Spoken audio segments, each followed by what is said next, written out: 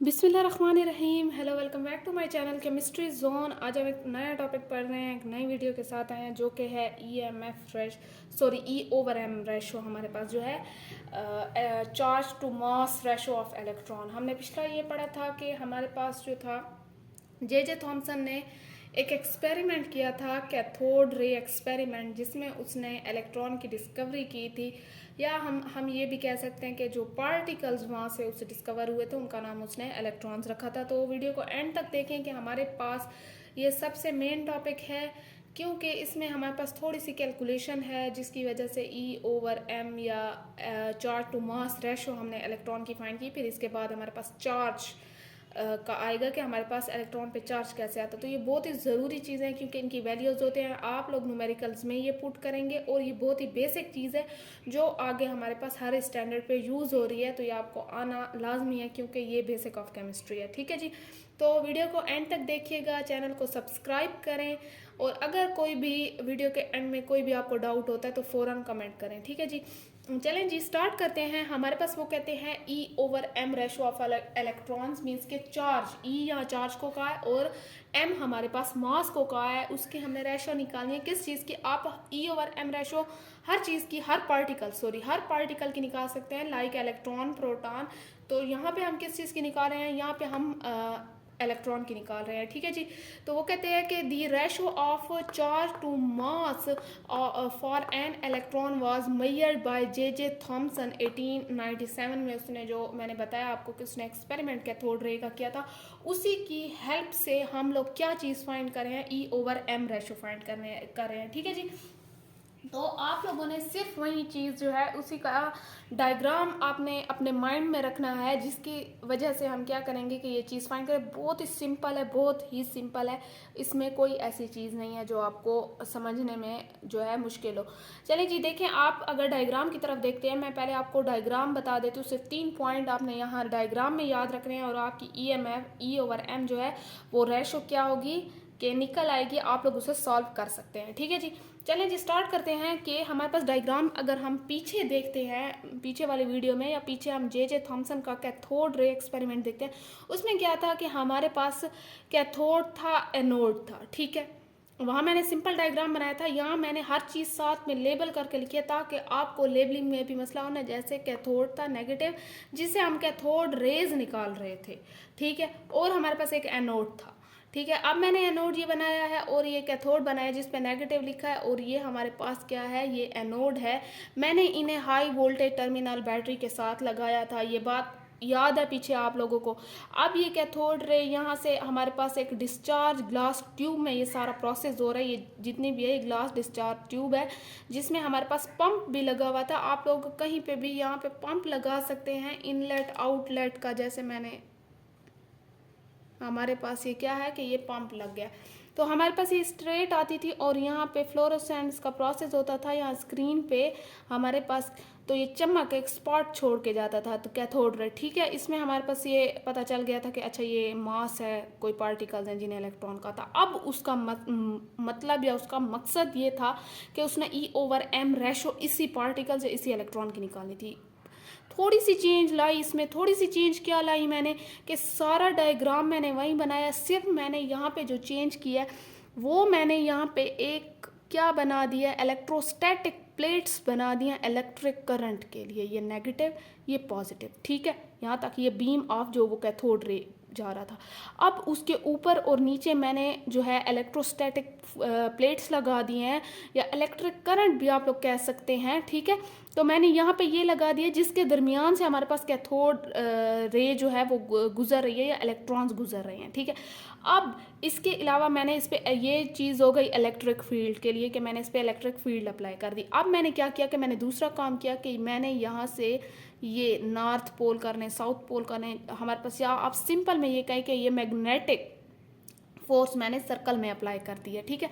क्योंकि जब किसी चीज़ पे, जब कोई भी पार्टिकल है उस पर हम मैग्नेटिक फील्ड अप्लाई करते हैं तो वो अपना पाथ डिफ्लेक्ट करता है और सर्कुलर पाथ में मूव करना शुरू हो जाता है, जस्ट लाइक अ कॉइल हमारे पास। तो वो सर्कुलर पाथ हमारे पास क्या चीज़ शो कर रहा है कि इस पर मैग्नेटिक फोर्स लगी है या फील्ड लगी है। तो ये मैंने इलेक्ट्रोमैग्नेट जो है यहाँ इसे सेट कर दिया, या मैं ये भी कह सकती हूँ कि मैंने मैग्नेटिक फील्ड सेट कर दी है, जिसकी वजह से हमारे पार्टिकल्स जो थे वो डिफ्लेक्ट होकर सर्कुलर पाथ में मूव करना शुरू हो गए। यहाँ तक बात क्लियर है। फिजिक्स वालों को ये बात बहुत अच्छे से पता होगी कि कैसे इलेक्ट्रिक फील्ड का फिनोमिना होता है और कैसे मैग्नेटिक फील्ड का, ठीक है जी। अब आपने यहाँ पे बस ये चीज़ देखनी है, कैथोड रेज आए हमारे पास टर्मिनल के साथ कनेक्ट थे, इलेक्ट्रिक फील्ड के उससे गुजरे और मैग्नेटिक फील्ड के उससे गुजरे, तो उन्होंने 3 पॉइंट पे हिट किया।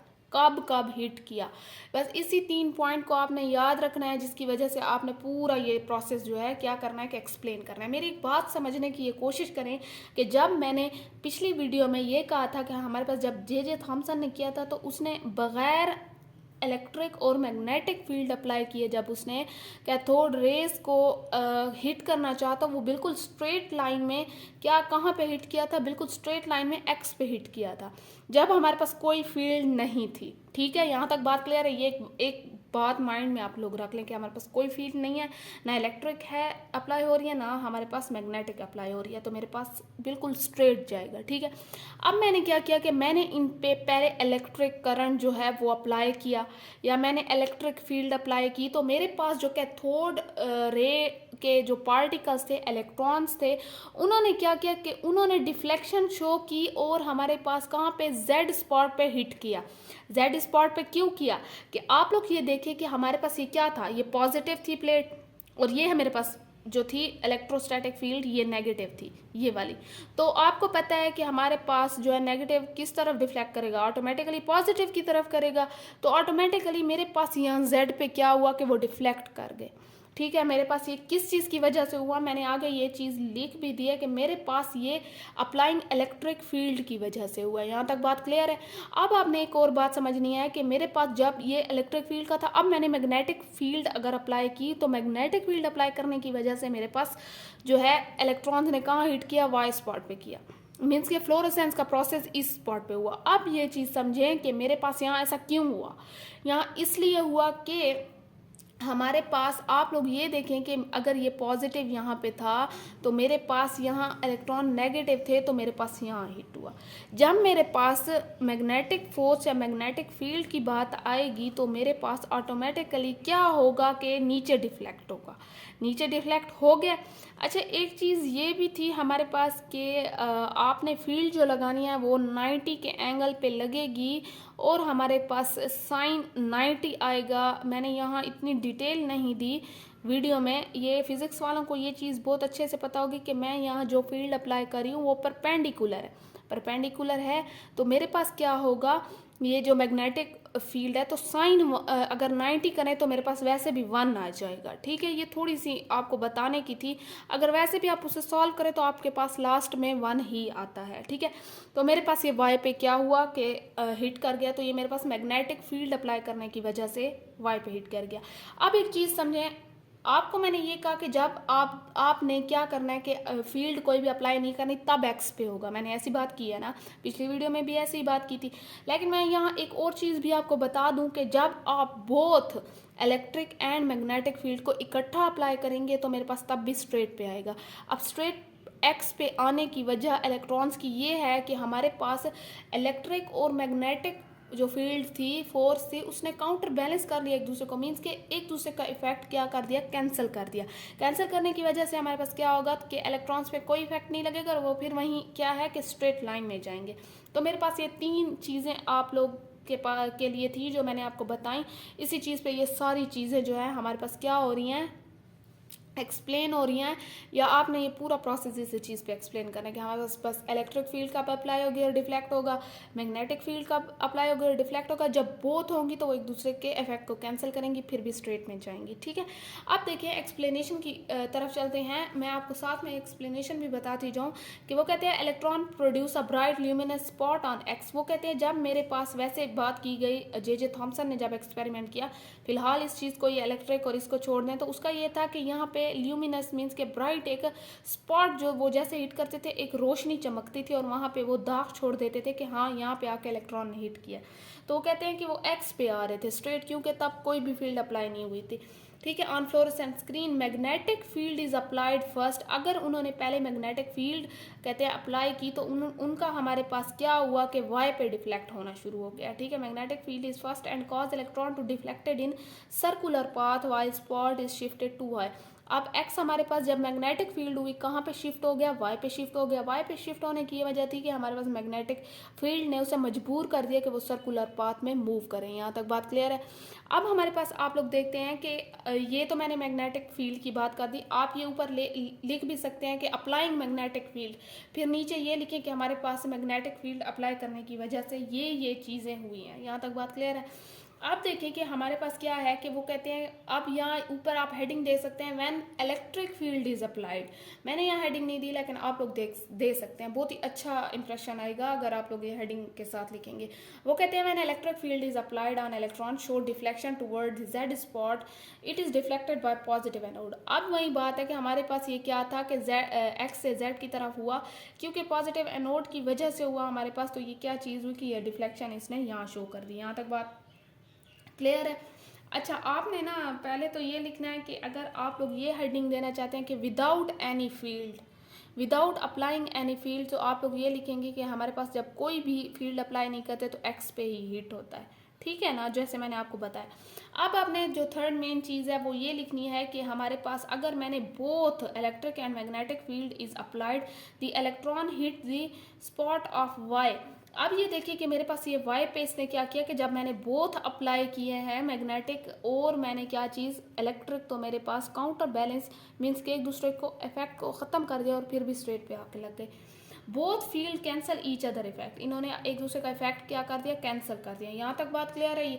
अभी आप 4 हेडिंग भी लगा सकते हैं, 3 हेडिंग भी लगा सकते हैं। मैं ये कहूँगी कि आप 4 हेडिंग लगाएं, क्योंकि आपने एक एक चीज़ एक्सप्लेन करनी है अच्छे से।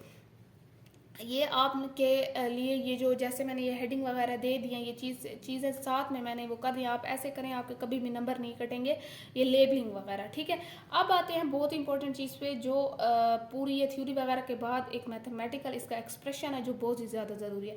मैथमेटिकली अगर इस चीज़ को देखें तो हमने क्या करना है कि magnetic force on electron being to centrifugal force. आपने एक चीज़ जो है ये देखनी है कि हमारे पास सर्कुलर पाथ के लिए हमें कौन सी फोर्स की ज़रूरत होती है, तो ये वाली है। और हमारे पास वो कहते हैं कि अगर मैं मैग्नेटिक फील्ड अप्लाई करूं जिसकी वजह से वो सर्कुलर पाथ में मूव होने पे मजबूर हो गए तो हमारे पास क्या था, मैग्नेटिक फील्ड इज जो होती है वो हमारे पास किस चीज़ के इक्वल होती है, हमारे पास बी ई वी मीन्स के बी जो हमारे पास है वो मैग्नेटिक फील्ड स्ट्रेंथ को शो कर रहा है, ई हमारे पास किस चीज़ को शो कर रहा है कि चार्ज ऑफ इलेक्ट्रॉन को, और वी वेलोसिटी ऑफ इलेक्ट्रॉन को शो कर रहा है। तो ये हमारे पास क्या है कि ये मैग्नेटिक फोर्स भी आप इसे कह सकते हैं, ये उसका फार्मूला है, is equal to m B square over I. Means के हमारे पास मैग्नेटिक फील्ड के होने की वजह से सर्कुलर पाथ में मूव करने पे मजबूर हो गया, सेंट्रीफ्यूगल फोर्स अप्लाई होगी, तो हमारे पास क्या हुआ कि सेंट्रीफ्यूगल सर्कुलर पाथ का क्या है, सेंट्रीफ्यूगल फोर्स, और उसका फार्मूला है m v square over r. मैंने इसे इक्वेशन 1 का नाम दे दिया। ये सिर्फ मैंने ये बताया कि आपके पास जो है मैग्नेटिक फोर्स किस चीज़ के इक्वल होती है, ठीक है, या हमारे पास किस चीज़ पे इलेक्ट्रॉन को मजबूर कर देती है, सर्कुलर पाथ पे कर देती है। अब ये मैंने चीज़ें दे दी कि आर जो है रेडियस ऑफ सर्कुलर पाथ है, तो हमारे पास क्या होगा, सो ई ओवर एम रेशियो जो है वो वी ओवर बी आर के इक्वल है। यहाँ पे आप लोग एक चीज़ देखें कि हमारे पास ये भी एक और ये भी कैंसल हो गया, तो मेरे पास क्या बचा, B e is equal to m v over r. ठीक है, तो मेरे पास ये आप लोग भी कर सकते हैं, लेकिन मैंने यहाँ क्या किया कि ये चीज़ें आगे हैं। अब ये देखिए कि e over m is equal to v over B r जो है, मैंने इसे क्या चीज़ किया कि मैंने इसे इक्वेशन 1 का नाम दे दिया। अब मैंने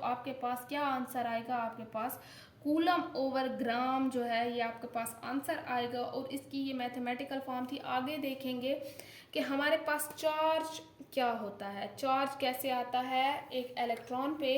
तो आई होप सो कि मैं जितना इस वीडियो को शॉर्ट करना चाह रही थी ये उतनी ही हुई है। और मैं ये कह रही थी कि आपको ये मज़ीद डिटेल में अगर आप लोग जाएंगे तो कंफ्यूज हो जाएंगे, क्योंकि मुझे लगता है जो बेसिक चीज़ें थी वो मैंने इस वीडियो में सारी बता दी हैं। चलें जी, अगली वीडियो में मिलते हैं। हमारे पास आगे एक बहुत इंटरेस्टिंग टॉपिक आने वाला है जो कि चार्ज है इलेक्ट्रॉन का, वो करेंगे और फिर देखेंगे कि हमारे पास कौन से आगे एक्सपेरिमेंट हुए थे। अब ये इलेक्ट्रॉन के पीछे पड़ गए हम, तो इलेक्ट्रॉन को पूरा हमने स्टडी करना है, उसके बाद आगे प्रोसीड करेंगे। चलें जी, चैनल को सब्सक्राइब करें, कमेंट करें और शेयर करें। अल्लाह हाफिज़।